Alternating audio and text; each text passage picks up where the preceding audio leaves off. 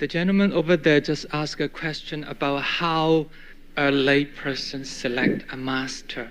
My question is more perplexed one. Probably it's the other way around. Yes. How does a master select not the disciple, but the land? Since you talk about Amitabha land, the land to teach.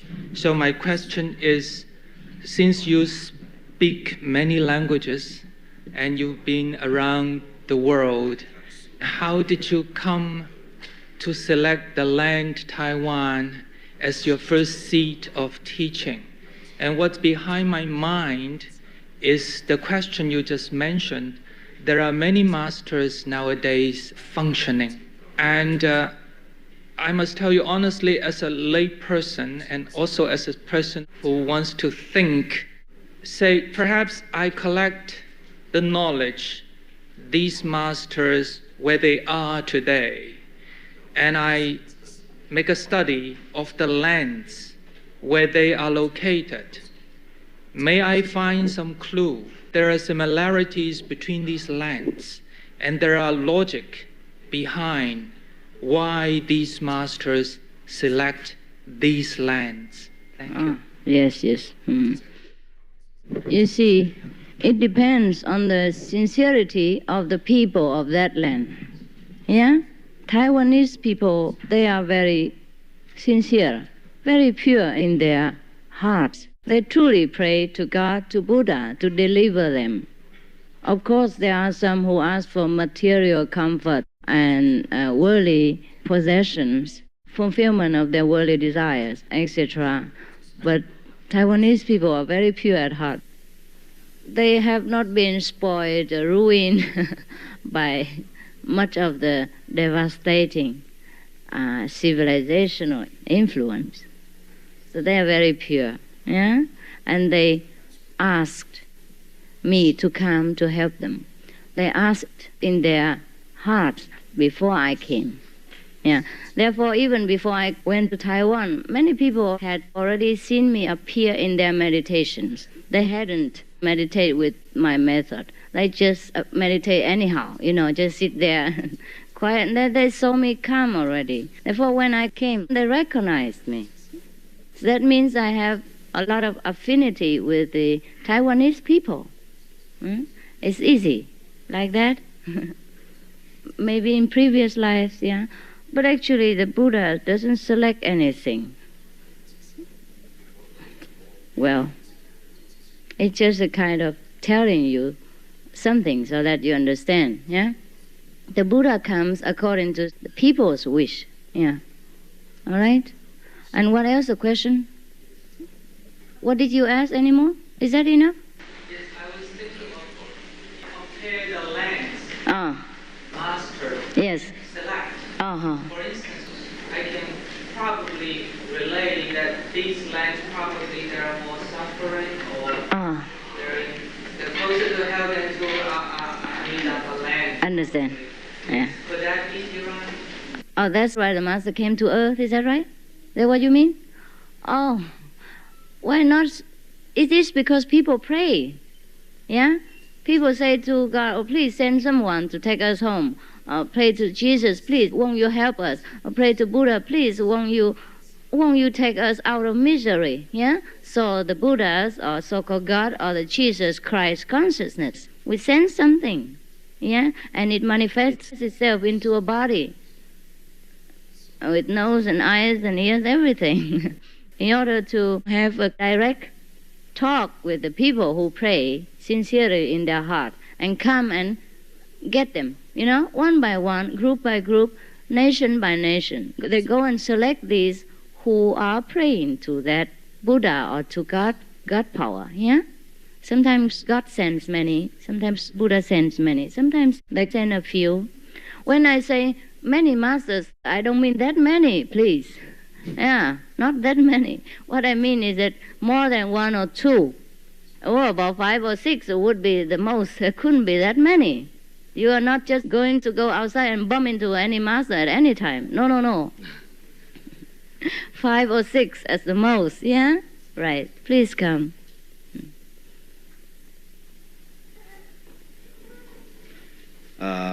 So far, all those endeavors by God or godness or their messengers, so-called the prophets, together with the history, we tried and tried to make this universe, first of all, our global place, be nice place, where is the stop of suffering, physically and mentally. Making good place, right? Here, including heaven, of course, right?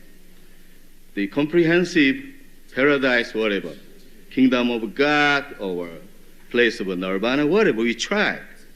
Now, so far, we know that it is not achieved. After all,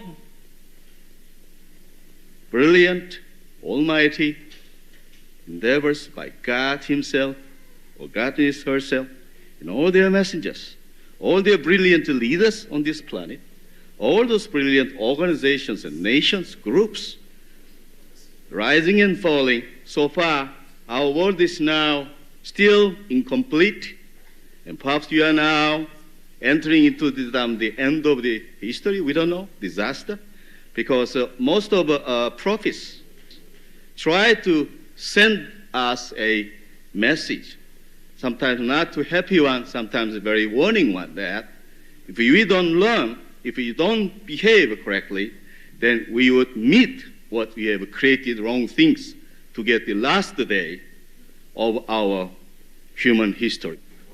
And now, I am an international relationship specialist. Therefore, in my own field, I want to question. Okay, my concernment is two. One is now, okay, there have been successful contribution and achievement in some scope, in some community, in some land, like Buddha did in India, and now Taiwan or Southern countries, all the nice places, even Christianity here and there. A lot of churches have been built. So now my question is, the difference is the total approach and the minor approach. What I'm concerning is now the overall change, not just by community to community, religion and religion, as you try to teach us. Okay? Difference of religion is not too big one.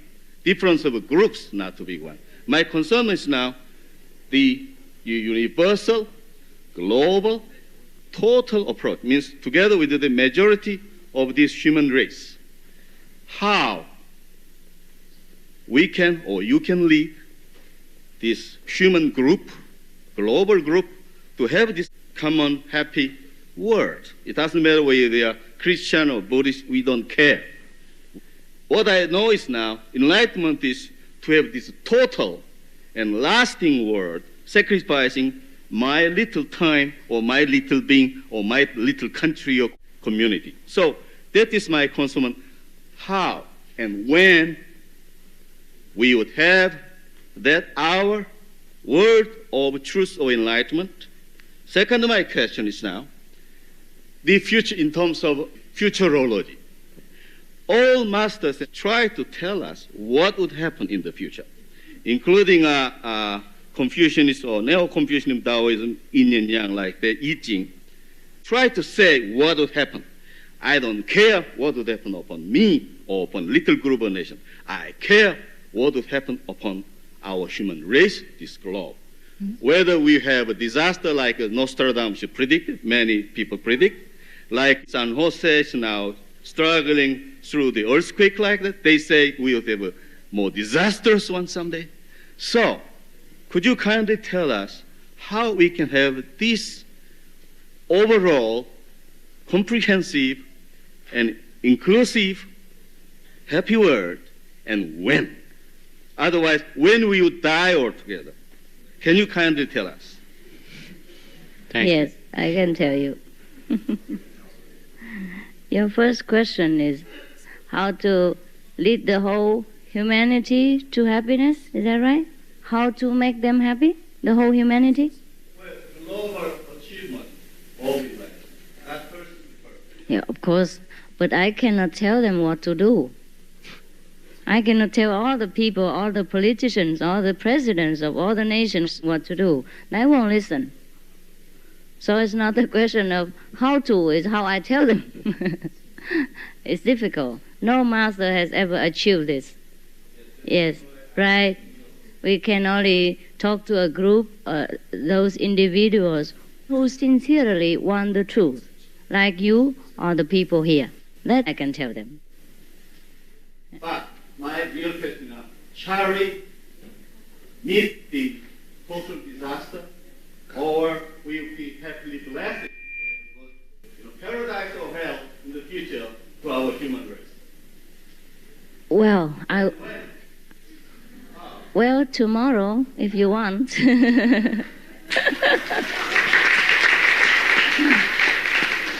Tomorrow at initiation, I will show you at least where paradise is and how to get it. And the other people who do not come to me, I cannot help. We cannot force people to go into paradise, mind you. We must know that. Otherwise, Jesus would have forced them all into the kingdom of God. Buddha would have forced them all into the Buddha's land. Now, we can only reason and persuade some by logic. And if people believe, then they come.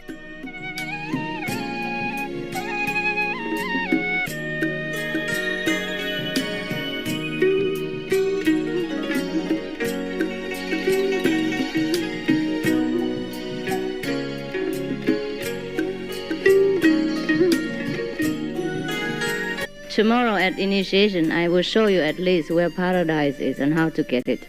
And the other people who do not come to me, I cannot help. We cannot force people to go into paradise, mind you. We must know that. Otherwise, Jesus would have forced them all into the kingdom of God. Buddha would have forced them all into the Buddha's land. Now, we can only reason and persuade some by logic. And if people believe, then they come. Whoever comes will get paradise, yeah? Whoever follows me will not walk in darkness. That's what Jesus said, yeah? He didn't say the whole world will walk in light when I am here. No. Whoever follows me will not walk in darkness. I cannot make the whole humankind walk in the light by force or by sheer mental power. No. That's the first question. We do it only silently and just whoever has affinity with us will come and get help. Yeah? Regrettably, it's like that. Because you must know also God's plan. This world must go on. We have hell, we have the world, and we have heaven. Yeah? The three worlds are interrelated and important to each other. Important to people. Many people like hell. Many people like heaven. Many people like this world. You cannot just make this world into heaven. And where do the other people go? People like to go to heaven, right, good. And we take you to heaven. People like to live in the world. We have to also allow them the opportunity and the freedom to live in this world. Therefore, this world has to be like it is. Only a few people who want to go to heaven, then the master will come and take them. We got different classes. Some people want different things. Some people like airplanes. Then the airplane company is responsible for them. Those who like to walk or go by car, then they have to go a different way. We cannot force people to all go into the airplane just because it's the best, the quickest, the fastest, and the most comfortable. Even the most comfortable, not everybody wants. Therefore, you see people like smoking or drinking bitter coffee that they think is very good, making them feel dizzy and convulsive, yet they think alcohol is excellent. Yeah? People like different things. So hell, heaven, and the world are choices, places for different temperaments. We cannot force people to live in a different world if they don't want to. Now the second question is when and how you get global peace is already answered, half of it, in the first answer. No? You want to know when people die or what? When the world is kaput or what? When the world is destroyed? Is that what you want to know? Yes. terms of our too much accumulation of killing power, Yeah. water, air, all these things, they think that we are approaching to the last day. Oh, I understand. Whether we really overcome that or eventually we get there. Wow. When? Well, you know what? When we die, that is the end of our world. Doesn't matter by what. Suppose I die tomorrow. That is the end of world. Because I don't see the world anymore. Yeah? So that is the end of the world.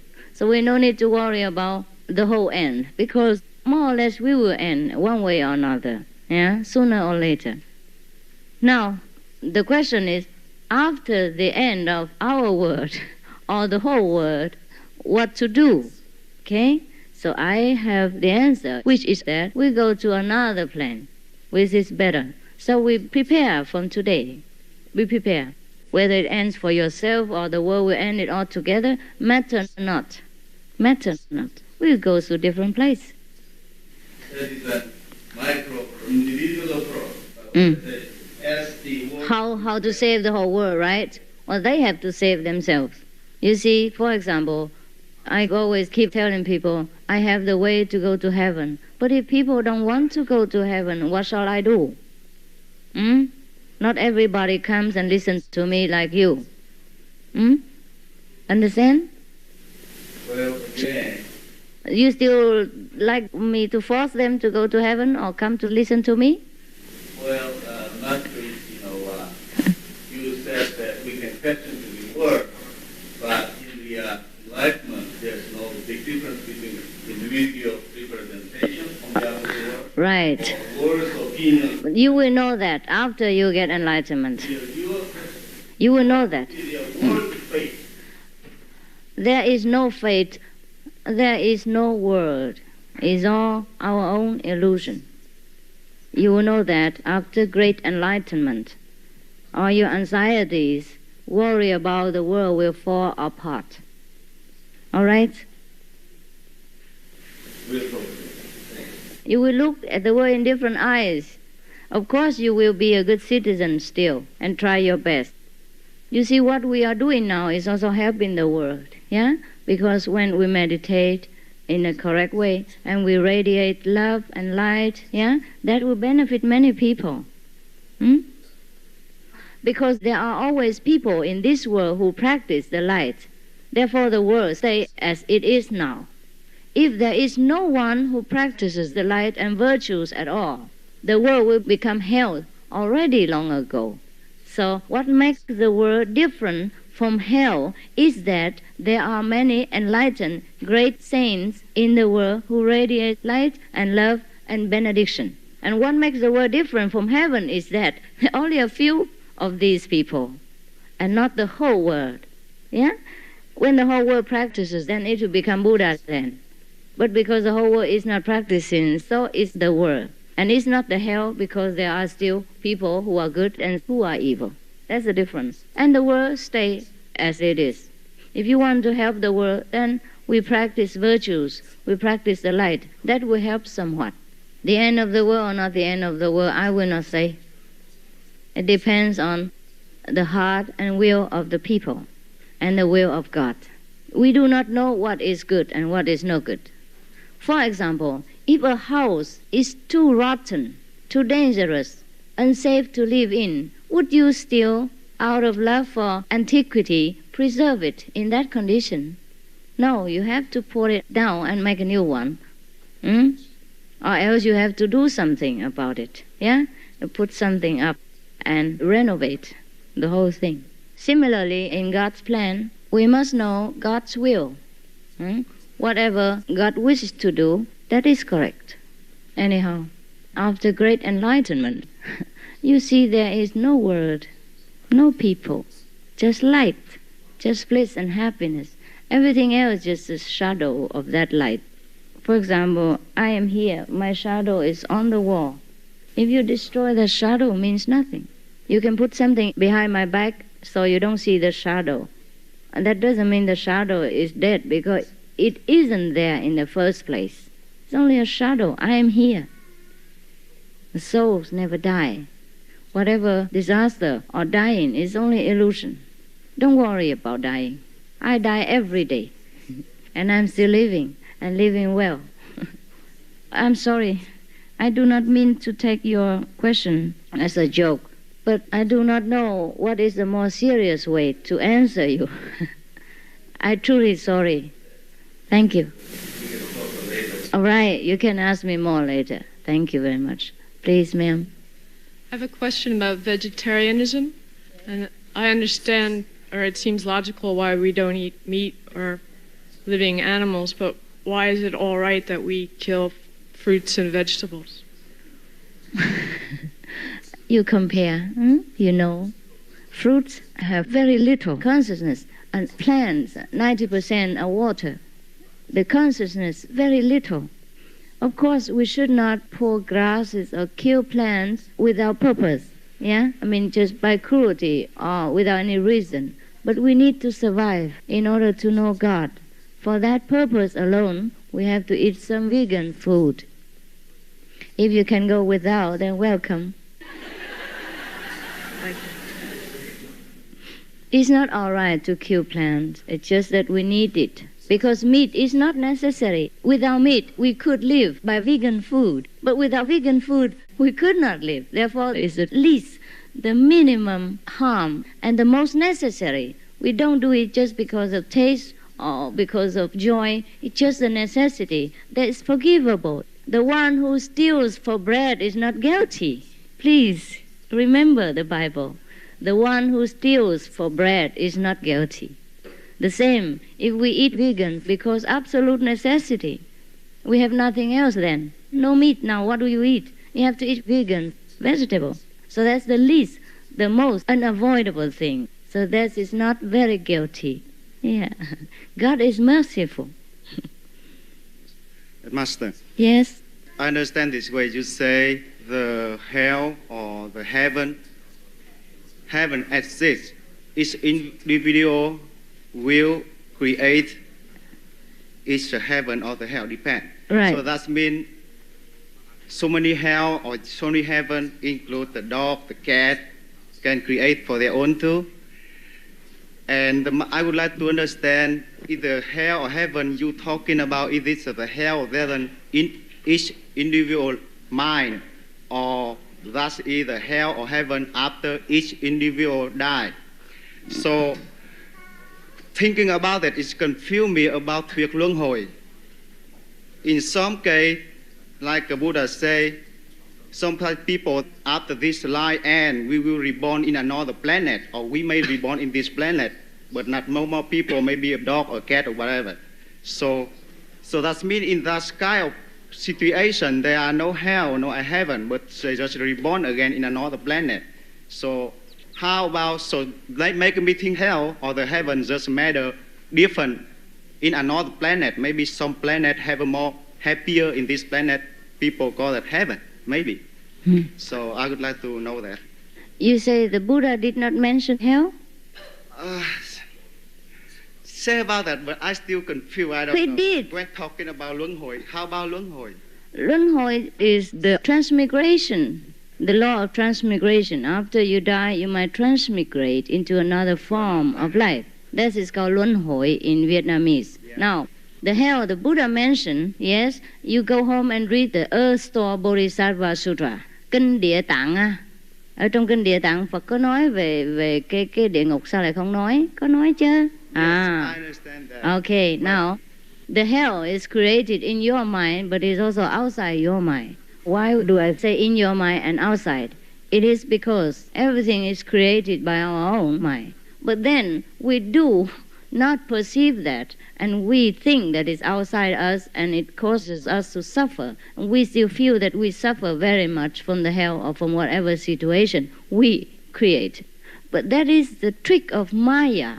That is a trick of illusion. That is why people can never get out of them.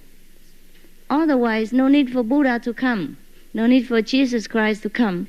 Because it's so terrible, so unimaginable, the tricks of Maya, the great magician. He makes things like that. Maya is not a person, it is a force of nature to entangle, to enchant people, to trap people in this world. But in the meantime, we must struggle to go out of this illusion.